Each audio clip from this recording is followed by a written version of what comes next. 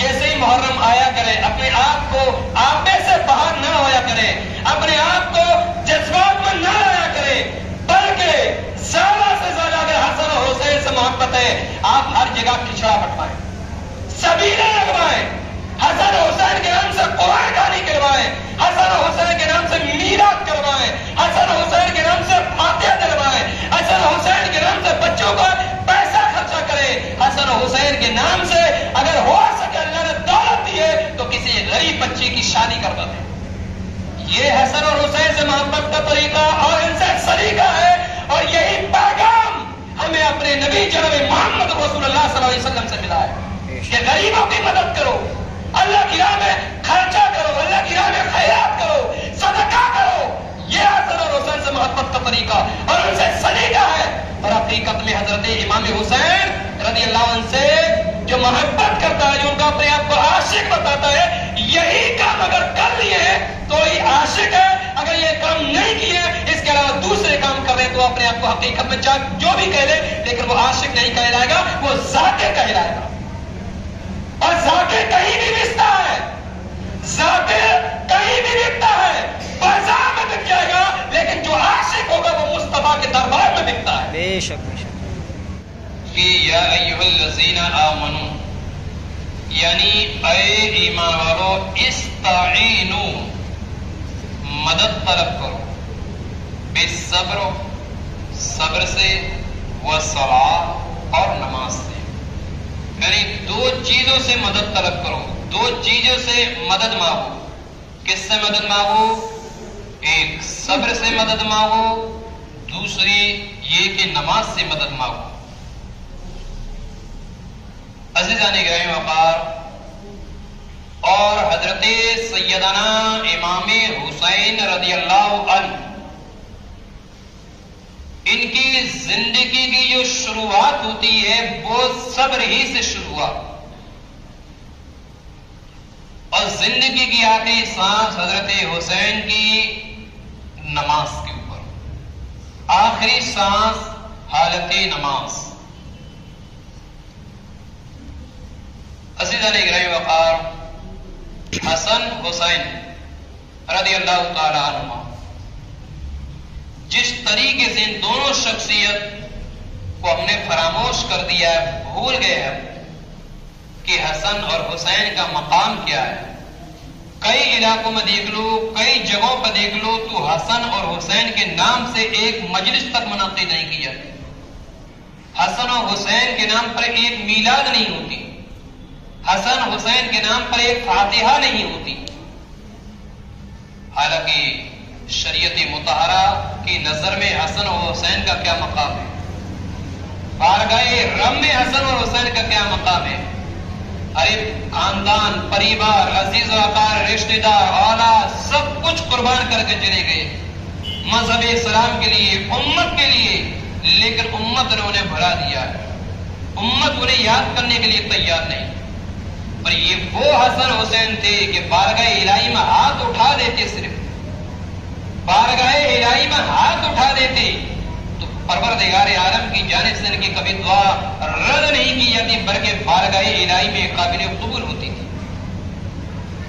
جس چیز کو مانگ لیتے تھے دنیا کے اندر اللہ وہ چیز عطا فرما دیتا تھا، چاہے وہ سیب کو مانگا ہو، اگر ایک سیب ہو لیکن شخص دو ہو، سیب کم مانگا ہو تو اللہ نے ان کے لیے جنت سے سیب بھیجوایا ہو۔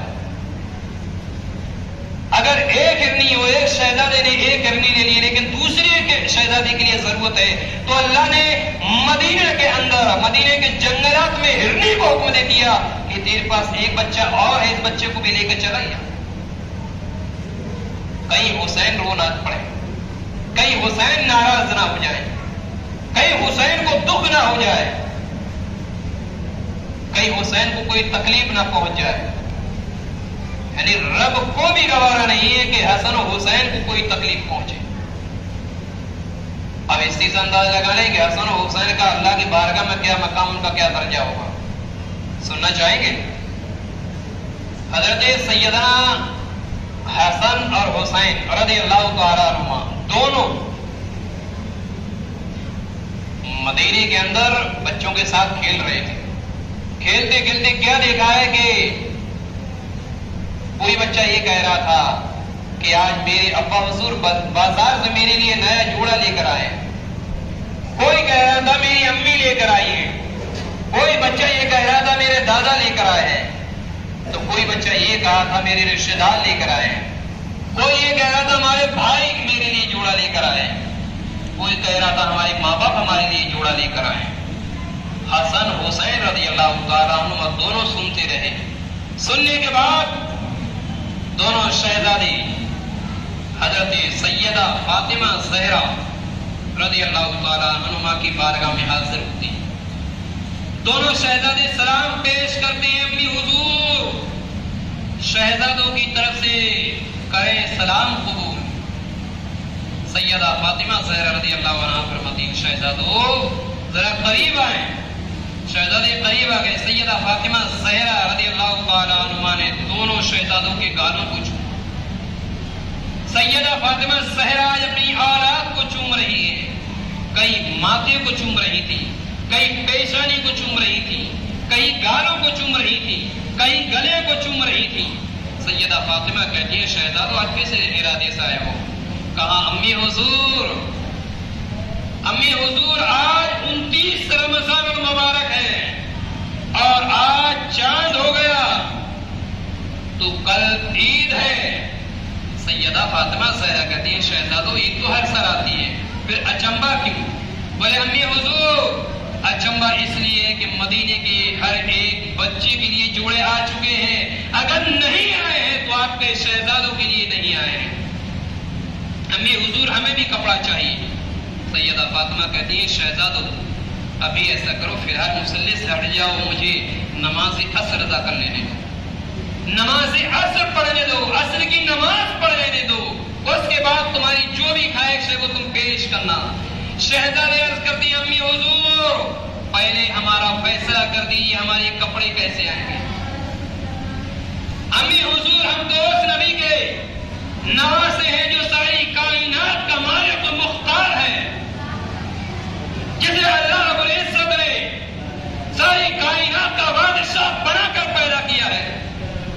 ہم تو اس باپ کے بیٹے ہیں کہ اگر میدان میں اگر کوئی نکل جائے تو دشمن اس کے مقابلے میں آنے سے تھراتے تھے. ہم تو اس ماں کے شہزادے ہیں کہ جس کی ماں جنت کی عورتوں کی سردار کہلاتی ہے. ہم تو اتنے بڑے پریوار سے تعلق رکھتے ہیں, لیکن آج ہمارے جسم پر پھٹے اور پرانے کپڑے ہیں.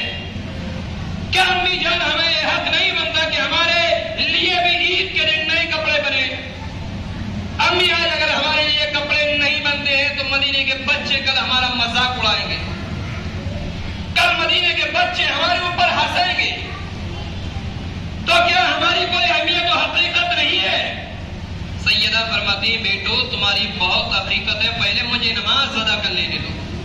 امی جان پہلا فیصلہ کرو اس کے بعد آپ نماز ادا کریں.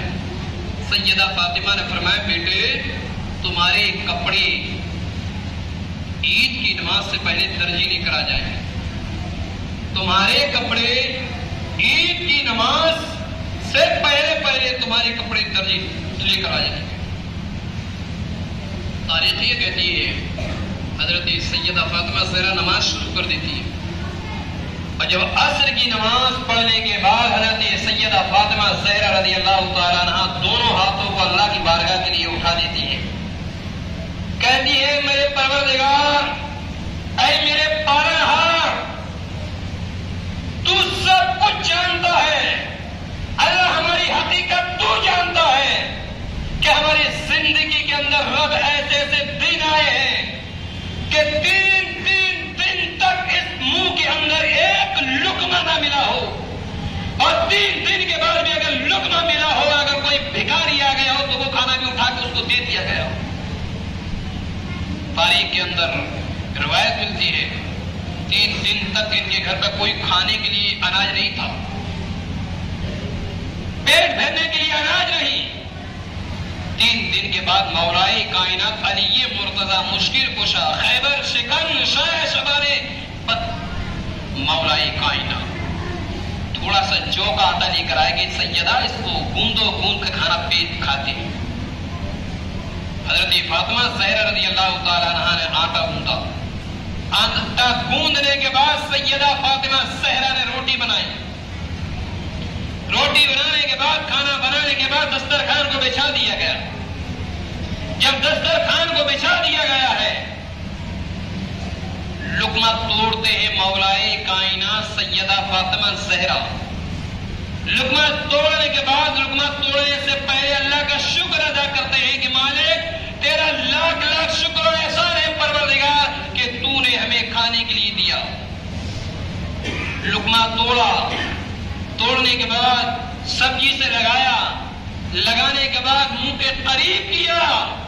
جیسے ہی قریب کرتے ہیں گھر پہ دستک دیتی ہے آواز آتی ہے اللہ کے نام پر کچھ ہو تو دے دو.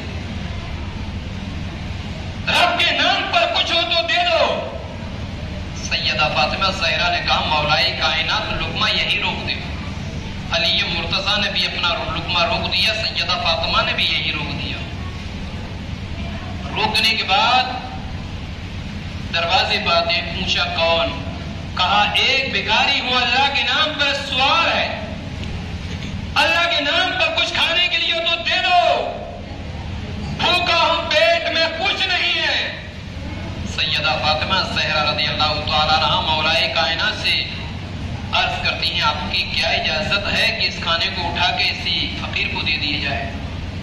مولائے کائنات نے کہا اجازت کیسی؟ اجازت کیسی؟ ارے جو بھکاری آیا ہے اللہ کے نام اللہ کا نام لے کر آیا ہے اور یہ رزق بھی ہمیں رب نے دیا ہے اور جب رب کے نام سے آیا تو اس کو اٹھا کر دے دو. ہم ادھر رزق دیں گے اور اللہ کی جانب سے ہمارے لیے دوبارہ رزق چلا آئے گا. اٹھا کے وہ رزق بھی اس فقیر کو دے دیا. سیدہ فاطمہ عرض کرتی ہے میرے رب ہم تو وہ لوگ ہیں جو اللہ تیرے نام پہ دینے والے ہیں. تیری رضا کے لیے مولا سب کچھ قربان کرنے کے لیے تیار ہے. لیکن اے میرے پالنہار آج ہمارے پاس اتنا پیسہ روپیہ جائیداد نہیں ہے مولا کہ آج حسن و حسین کے لیے میرے رب آج ہم بازار سے ایک جوڑا خرید سکیں. لیکن اپنے دماغ میں یہ مت بٹھا لینے کہ حسن و حسین غریب تھے. حسن و حسین کے پاس کچھ نہیں تھا یا رسول کائنات کے پاس کچھ نہیں تھا. حقیقت تو ہے انہی کے پاس سب کچھ تھا. انہی کے پاس سب کچھ تھا. بخاری کی روایت ہے اللہ کے نبی علیہ الصلوۃ والسلام ارشاد فرماتے ہیں کہ اے عائشہ اگر میں چاہوں عائشہ اگر میں چاہوں تو میرے ساتھ چاندی اور سونے کے پہاڑ چلا کریں. میں محمد رسول اللہ اگر میں چاہوں تو میرے ساتھ چاندی اور سونے کے پہاڑ چلا کریں ساتھ میں. لیکن میں نے اس کو پسند نہیں فرمایا. سیدہ فاطمہ اللہ کی بارگاہ میں دعا کرتے ہیں میرے رب تو سب کچھ جانتا ہے اللہ ہمارے پاس اس کے علاوہ کچھ نہیں ہے. اللہ کو ہی مدد فرما. اللہ شہزادوں سے میں نے وعدہ کر لیا ہے کہ عید کی نماز سے پہلے پہلے تمہارے درزی کپڑے لے کر آ جائے گا. میرے مولا آج اس فاطمہ کی عزت تیرے ہاتھ میں ہے میرے مولا. میرے پالنہار آج تو ہی ہماری مدد فرما. تاریخ کہتی ہے کہ چاند نکل آتا ہے. جب چاند نکل آتا ہے تو دونوں شہزادے پھر سیدہ فاطمہ کے پاس کہا امی حضور جس چیز کے بارے میں ہم نے آپ سے کہا تھا جس چیز کے بارے میں ہم نے آپ سے مطالبہ کیا تھا دیکھیے وہ چاند ہو چکا ہے اور کپڑے ہمارے ابھی تک نہیں آئے. امی حضور ہمارے لیے کپڑے آئیں گے نا؟ کہیں امی حضور ایسا تو نہیں ہے کہ مدینے کے بچے سب اپنے جسموں کے لباس پہنے لیکن امی تمہارے شہزادوں کے جسم پر نیا لباس نہ ہو. سیدہ فاطمہ فرماتی ہے شہزادوں گھبرانے کی ضرورت نہیں ہے عید کی نماز سے پہلے تمہارا لباس آ جائے گا. تاریخ کہتی حضرت سیدہ فاطمہ پھر دعا کرتی ہے اللہ کی بارگاہ میں کہ میرے مولا میرے پروردگار شہزادوں کے لیے لباس عطا فرمانا میرے مولا. تاریخ کہتی ہے جب صبح ہوتی ہے فجر کی نماز جیسے ہی ہو جاتی ہے حضرت سیدہ فاطمہ تسبیح پڑھ رہی تھی. پڑھ گئے رن میں اللہ کی تسبیح بیان کر رہی تھی، گھر پہ دستک دی دیتی ہے، آواز آتی ہے کون؟